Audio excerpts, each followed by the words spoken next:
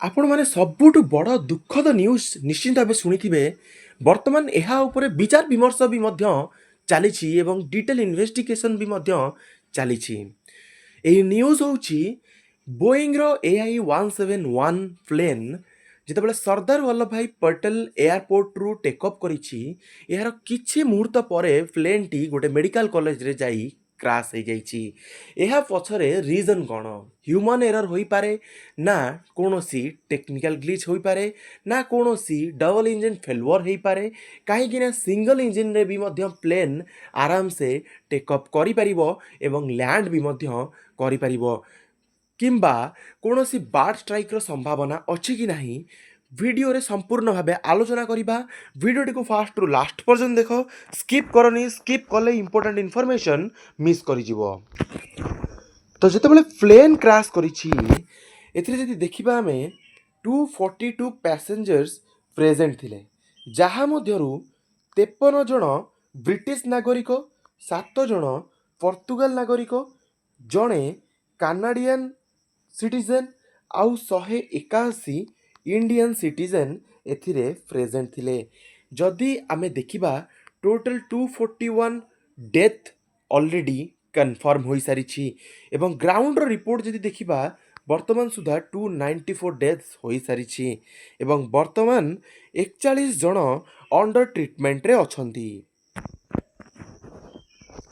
ଏହି ଯେଉଁ ପ୍ଲେନ୍ଟି ଏକ ମେଡ଼ିକାଲ ହଷ୍ଟେଲରେ କ୍ରାସ୍ କରିଯାଇଛି। ଯେତେବେଳେ କଥା ଉଠେ, ମାନେ ଢଗ କଥା ଯଦି କୁହାଯାଏ, ସେତେବେଳେ ସବୁବେଳେ ଆପଣ ଶୁଣିଥିବେ କୁହାଯାଏ when it is Boeing I am not going.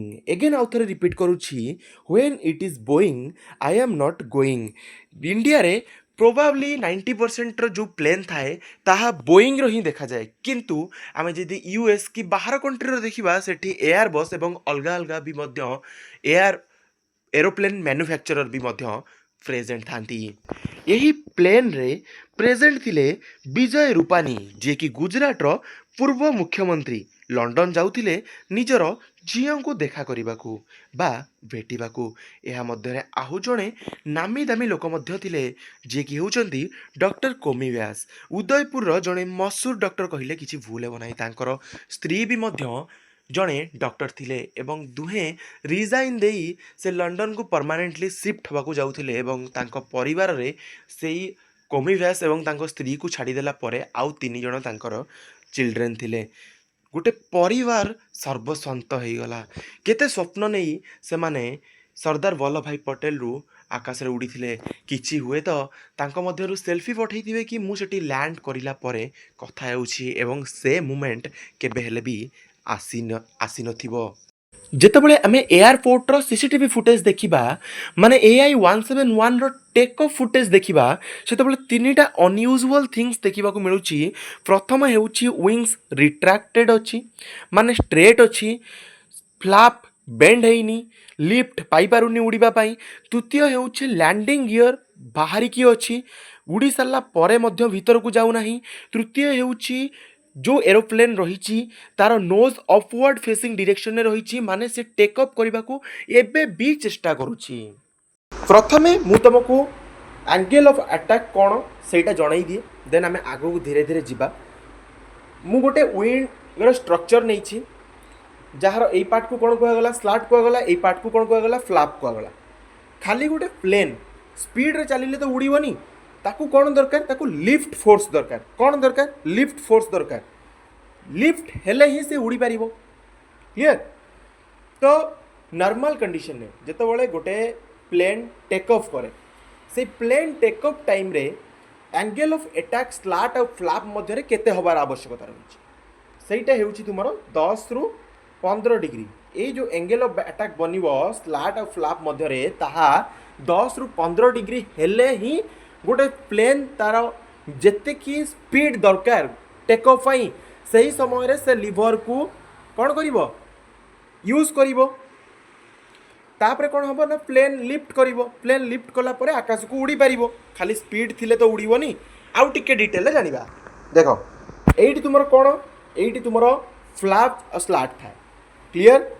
ତ ଗୋଟେ ଏରୋପ୍ଲେନ୍ ଯେଉଁଟାକି ଆମେ ଏୟାର ଇଣ୍ଡିଆର କଥା ହେଉ कि जेकोसी भी एयरलाइन रो एरोप्लेन हो खाली स्पीड रे मुझे पूर्व ऑलरेडी कहली खाली स्पीड रे गले तो हेनी ताकू ड्रैग फोर्स भी अपोज करूथुबो ताकू लिफ्ट दरकार एपटू जो एयर आसला से भांगिकी जमी तल को फोर्स कर जमीती कि गोटे एरोप्लेनटा इजिली उपरकू उड़ी पार ओके तो यहाँ कौन कला लिफ्ट फोर्स जनरेट कला एयर आसला ये आसला आउटे डिटेल देखिए दूसरी एयर आसला पुणी एमती आसला जहाँकि उपरकू मुव करने को साहाଯ୍य कला तापर गोटे मैक्सिमम स्पीड रही कि एतकी स्पीड रिच कला परे आमे कौन करवा स्लाट फ्लैप को एंगल ऑफ अटैक बनइबा एतकी डिग्री रे जहाँ फल कि कौन कर ना प्लेनटा इजिली उपरकू जापर ओके जितेबाला गोटे प्लेन मुव करुथुबो सेतेबाला ताकू ड्रैग फोर्स भी अपोज करुथुबो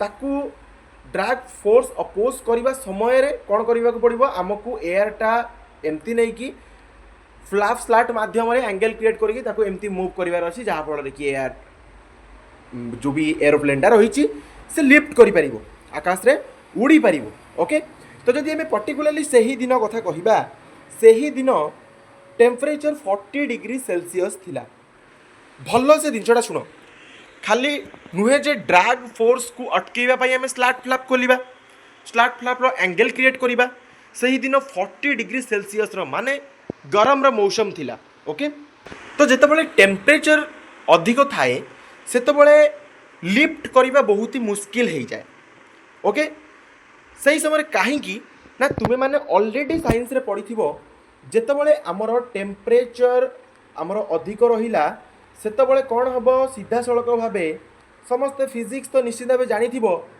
डेनसीटी तुम कौन हम डेनसीटी कमिब जहाँ फल जो आमर नॉर्मल कंडीशन ने फ्लैप आउ स्लाट मध्य जो एंगल ऑफ अटैक बनूला सेटा 10 डिग्री रु 15 डिग्री भी बनिकी एरोप्लेन इजिली लिफ्ट कर पारुला सेटा को किसी कंडीशन ने मुझे जोटा कि कहली सब खराब कंडीशन में ताकू केते करबा को पड़िबो सेटा 20 डिग्री रु नहीं कि 25 डिग्री करबा को पड़िबो डिफरेंस केते रहिला 10 रु 15 भीतर 20 रु 25 भीतर केते डिफरेंस रहिला 10 डिग्री रो डिफरेंस रहिला 10 डिग्री डिफरेंस किसी कम नुहे गोटे प्लेन को लिफ्ट करबा भाई ओके जोटा कि तुम मान को बुझेली जदि हॉट एयर रो डेंसिटी कम रहिला से कौन होला स्लाट माध्यम रे आसिला एडी एंगल ऑफ अटैक बनेला केते 25 डिग्री एंगल ऑफ अटैक बनेला 20 रु 25 डिग्री भीतर तापर इजिली फ्लाई करिगला टेम्परेचर अधिक केसेस रे जदि आमे CNN रो मीडिया रिपोर्ट देखिबा बा फ्लाइट रेडार 24 रो डेटा देखिबा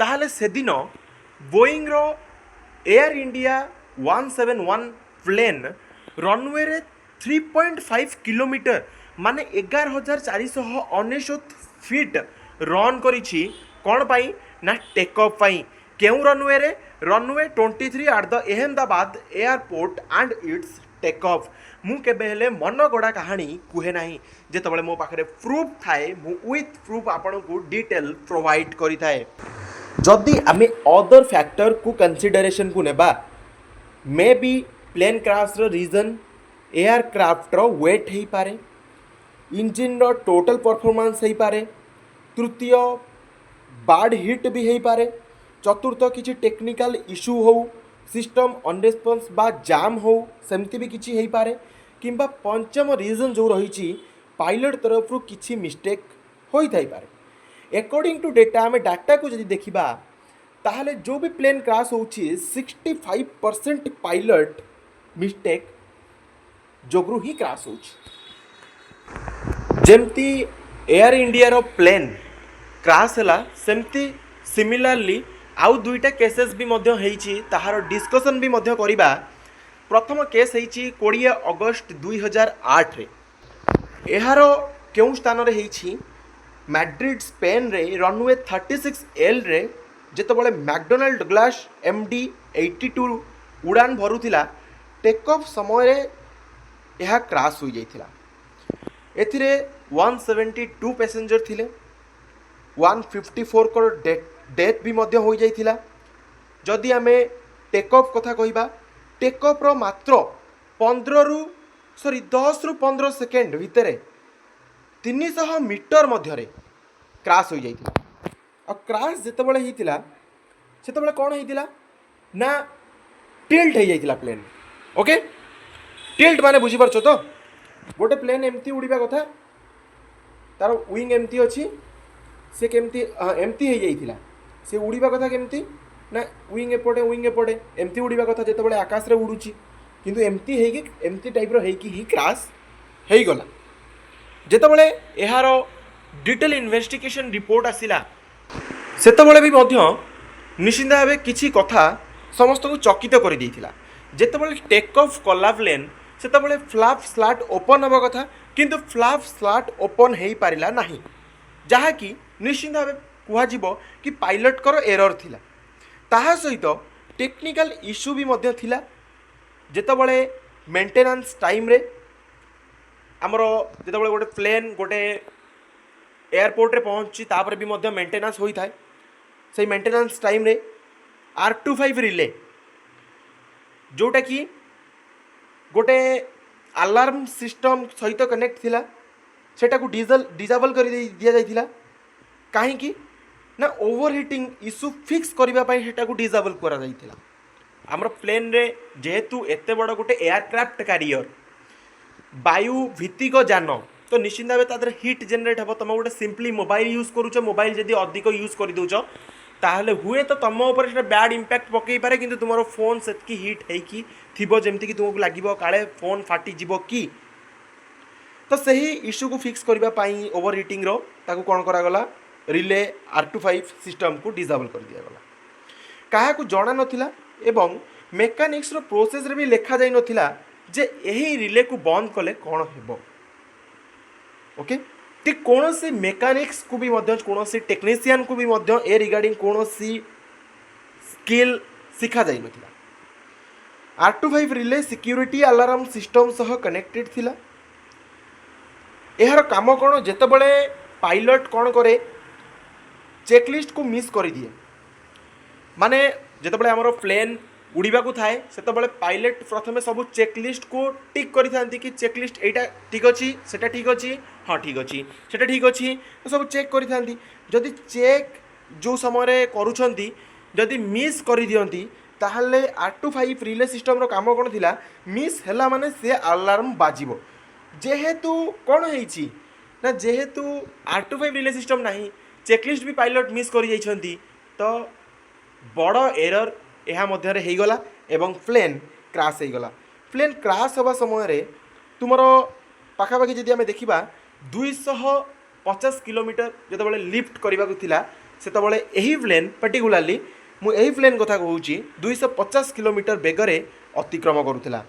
यार डिटेल रिपोर्ट जदि देखा ताहा भी मध्य मु प्रूफ रखी इन analysing the sequence of event.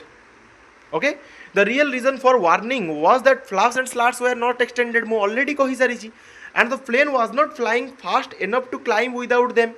जदि फ्लैट स्लैट ओपन हैलानी सेति की स्पीड दरकार गोटे एयरक्राफ्ट को कि से आकाश रे उड़ी पारिबो आ गोटे रनवे रे केबे हेले अधिक स्पीड रीच करिबा केबे भी संभवपर नुहे। as its current weight and altitude the stall speed with the flaps and slats retracted was 160 knots compared to 123 knots with the flaps at 11 degree and the slats at mid. Furthermore, it would not be possible to maintain a speed greater than 160 knots unless the pilots kept the pitch angle below 30 degrees. Without the flaps and slats, the plane did not have enough lift to climb at a higher pitch angle without sacrificing speed for altitude, resulting in an almost immediate stall since the speed at lift off was already at stall speed. गोटे जिनस कहबी जो accident गोटे होउछि सेतबेले driver जेते बंचाया चेष्टा कले मध्य जदि आमे हड़बड़ रे किछि भी भूल करिदेबा सही जिनस एयरप्लेन ने भी मध्य जारी होई थाए निहाती भाबे। एबे जदि आमे आउ गोटे सेकंड केस देखिबा सेही मैकडोनाल्ड रो Douglas DC-982 aeroplane take off करिबा पई 2.5 किलोमीटर रनवे रो हेल्प नै थिला एवं 800 मीटर लिफ्ट कला परे लिफ्ट हो पारानी जहाँ फल कौन है 800 मीटर पर प्लेन टी क्रैश हो गला। तो एथिरे 156 डेथ होइथिला। आउ यार रीजन जितेबाला जना पड़ला सेतेबाला ह्यूमन एरर आउ फेलुअर ऑफ अलार्म सिस्टम भी मध्य थिला। तो मु ए दुईटी केस कहिबार रीजन कौन रही ना यह टिके किछि सामंजस्य निश्चित टिके किछि कहबानी एटलिस्ट 60% सामंजस्य रही आमर अहमदाबाद प्लेन क्रैश सहित। जदि आम बोइंग AI-171 ड्रीमलाइनर कथा कहबा बहुत स्ट्रॉन्ग अलार्म सिस्टम रोची जहाँकि मैनुअली ओवरराइड बिना टेकअप करने असंभव। एटा दुईटा केसेस रे फेल होबार संभावना रोची। प्रथम होची technical glitch and improper maintenance, आउ द्वितीय जिनस होची चेकलिस्ट फॉलो होई नथिबो, किछि रिले रो इशू थिबो। According to flight tracking website Flight Radar 24, the plane's final signal was received seconds after takeoff at 1:38 p.m. It had reached an altitude of 625 feet by 190 meter before crashing back to ground outside the airport close to densely populated residential areas on the outskirts of the city.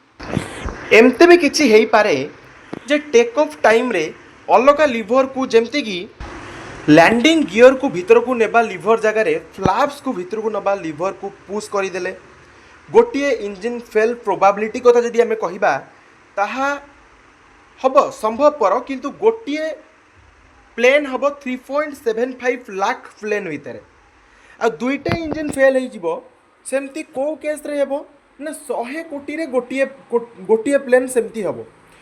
जहाँ video रु जना पड़ुछि कि plane रो RAT मध्य open हो जाइए। तुम कह रैट कौन?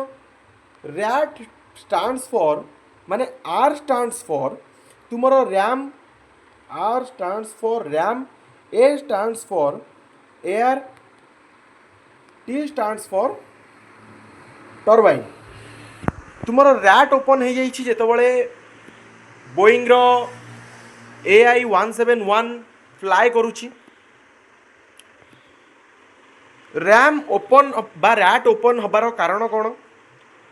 जेतबले डबल इंजिन फेलुअर हो गला किंबा प्लेन रे इलेक्ट्रिसिटी रो किछि अभाव रहिला किंबा हाइड्रोलिक फेलुअर हो गला सेतबले ही जाइके रैट ओपन हबो। सेटा सबुठु खराब कंडीशन। आउ जदि आमे पर्टिकुलरली बोइंग रो AI-171 ड्रीमलाइनर कथा कहबा जेतबले से रनवे रे दौड़ुथिला सेतबले 322 किलोमीटर पर आवर रे दौड़ुथिला। ओके, तुम्हें वर्तमान स्क्रीन सामने रे देखि पारथुबो flight path comparison altitude versus distance. Okay, NW flight तुमर 0.8 जोटा कि मैं 800 मीटर कहली एंड जो फ्लाइट 5022 2008 रे होइथिला सेटा 300 मीटर पर क्रैश हो जाइथिला। एवं तुम्हें कहब कि जदि से केस सहित सामंजस्य अच्छी ताहले एयर इंडिया 2.5 किलोमीटर केमती गला? अरे तांकर स्पीड जनकर 250 थिला, किंतु जदि आम एयर इंडिया पर्टिकुलरली कथा कहबा ड्रीमलाइनर कथा कहबा तार स्पीड 322 किलोमीटर पर आवर थिला। राइट, बर्तमान तुम मन डाउट होतुबो कि से दुईटा प्लेन जो आपण कहिले से दुईटा प्लेन तो टिल्ट है कि क्रैश है, किंतु जदि आम ड्रीमलाइनर कथा कहबा सी कहीं टिल्ट है कि क्रैश है।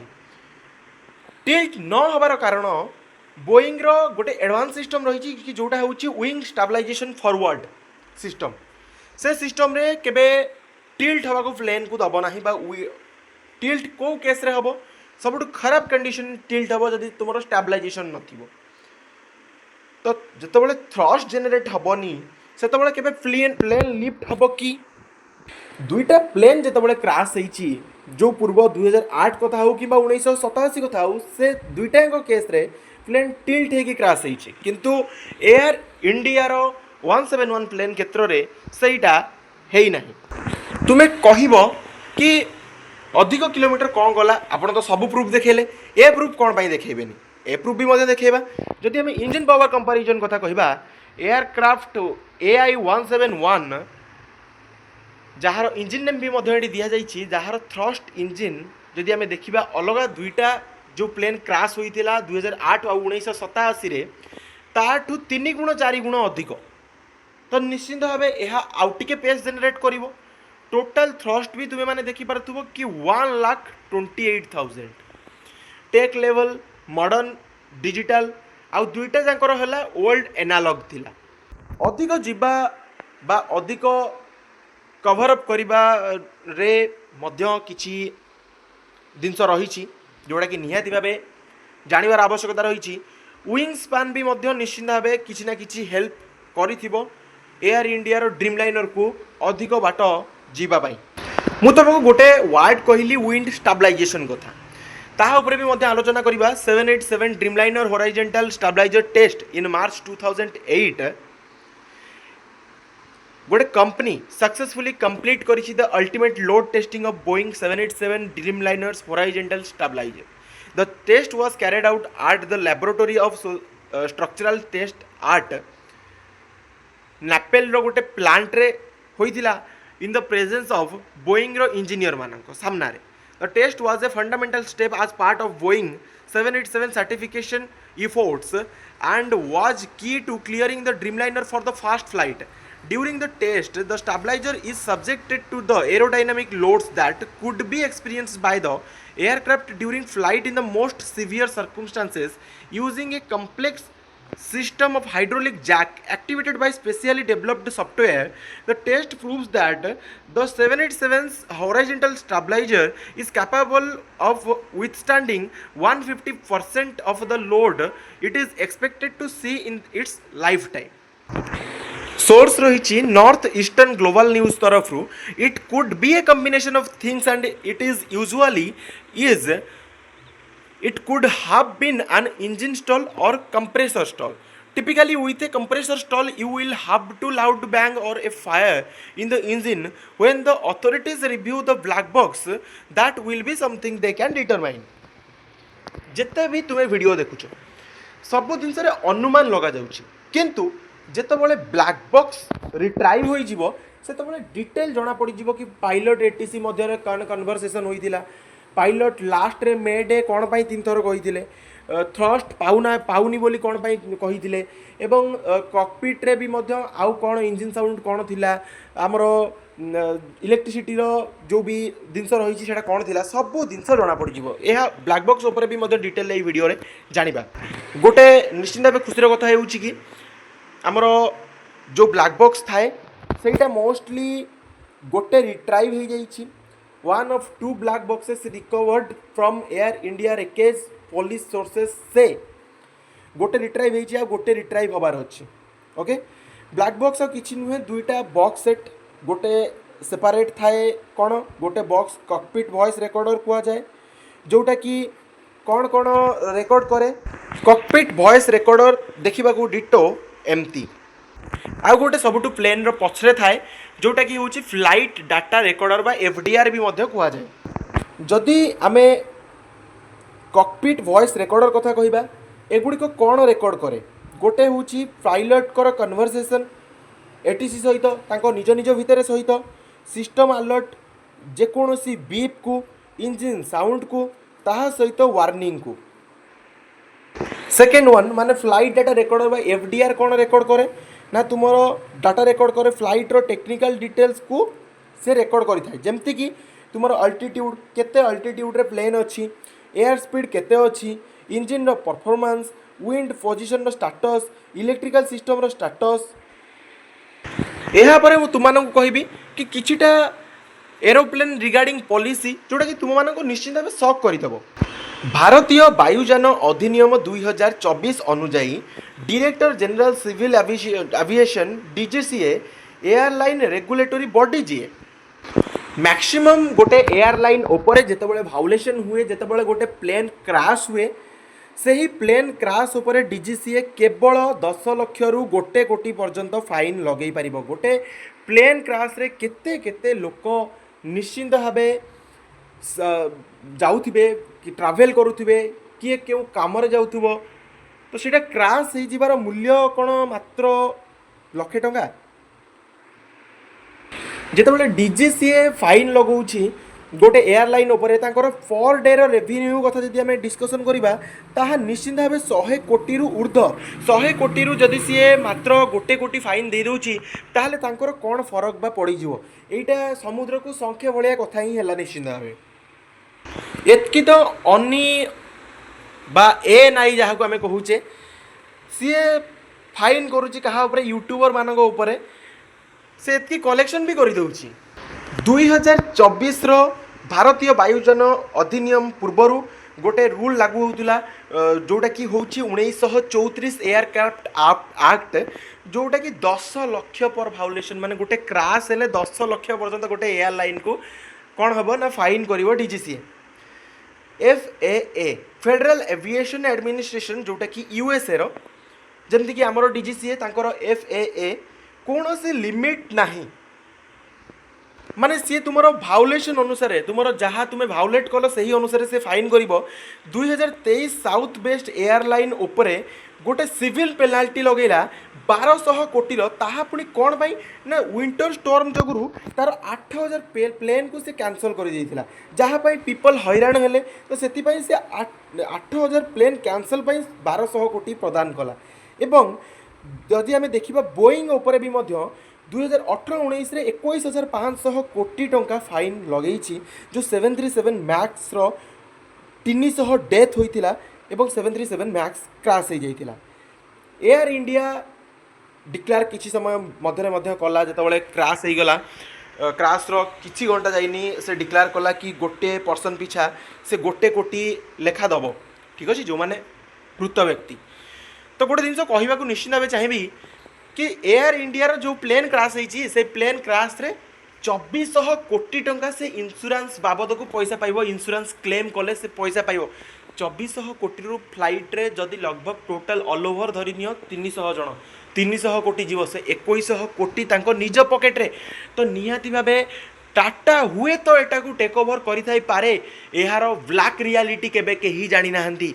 जोटा कि मु आपण मानकु एबे आपणको सामना रे कहूची जदि आम बोइंग रो क्वालिटी इंजीनियर सैम सेल्लेफोर को कथा कहबा सैम सेल्लेफोर पब्लिकली एक्सपोज करथिले बोइंग को कोन पाई ना बोइंग मैन्युफैक्चरिंग शॉर्टकट यूज करूची एवं कौन सी प्रकार जदि गैप जनरेट होची असेंबली रे ताकू से क्लोज करू नाही एटा पब्लिकली से बोइंग को एक्सपोज करथिले जदि आम 2023 एयर इंडिया रो सेफ्टी इंचार्ज को कथा कहबा से डीजीसीए को फेक रिपोर्ट प्रदान करुला और निश्चित भाव कहबा कि एटा गोटे होची सबुठु बड़ इलीगल जिनस एवं एहा परे तांको ऊपर कौन एक्शन निया गला जो एयर इंडिया रो सेफ्टी इंचार्ज छथि तांको मात्र सस्पेंशन में रखा गला गोटे मास पर्यंत एयर इंडिया रो सर्विस बहुत ही खराब होता है जमती कि निश्चित भाव ये वीडियो भी मध्य आपण माने देखिथिबे बिजनेस क्लास छातरू पानी पड़िबा ओयर गुड़ी को बाहर पड़िथिबा एंटरटेनमेंट सिस्टम बा एंटरटेनमेंट स्क्रीन काम न करिबा सीट्स भंगा बोइंग रो भी मध्य ट्रैक रिकॉर्ड भी खराब 4 थर डिलीवरी भी मध्य पुश होइतिला टेक्निकल मैलफंक्शन पाई आपण माने तो बोइंग रो क्वालिटी इंजीनियर सैम सेल्लेफोर को कथा जानले आउ जने बोइंग रो whistleblower John Barnett US रे तांकर मृतदेह बहुत ही संदेहजनक भावे पा जाइतिला जोशुआ डीन जे की फॉर्मर क्वालिटी ऑडिटर एट ए की बोइंग सप्लायर यही इशू बा यही कंसर्न को से रेज करथिले about improperly drilled holes in fuselage of 737 max jet has died तो यही दुई जन ऑलरेडी मृत हो सारे एवं रिसेंटली सैम सेल्लेफोर भी मध्य यही इशू को पब्लिकली एक्सपोज करिसेंती एवं सैम जेतबेले यही पर्टिकुलर क्वालिटी कथा तांकर बोर्ड मीटिंग रे कहिथिले बा इंटरनल मीटिंग रे कहिथिले